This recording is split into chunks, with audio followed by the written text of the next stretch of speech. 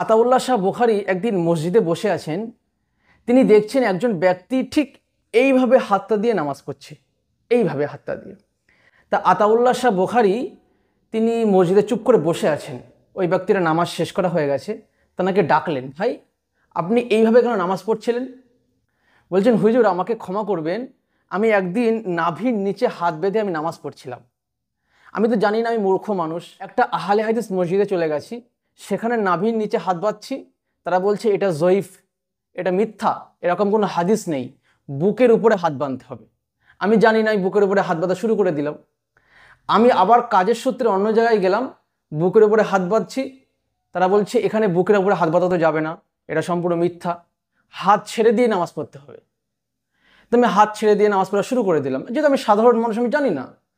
আমি হাত ছেড়ে দিয়ে নামাজ পড়ছি।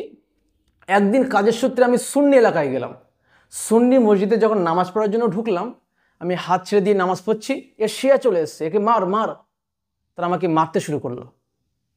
তাই হুজুর আমি বুকেও হাত বাঁধি না, নাভির নিচেও হাত বাঁধি না, হাতও ছেড়েও দিই না। আমি এখন নতুন নিয়ম চালু করেছি, হাত এখানে বেঁধে নামাজ পড়ছি। কিন্তু হুজুর কি বলবো, বেশ কিছুদিন হয়ে গেল কোনো মানুষ আমাকে প্রশ্নই করেনি যে আপনি এইভাবে কেন নামাজ পড়ছেন।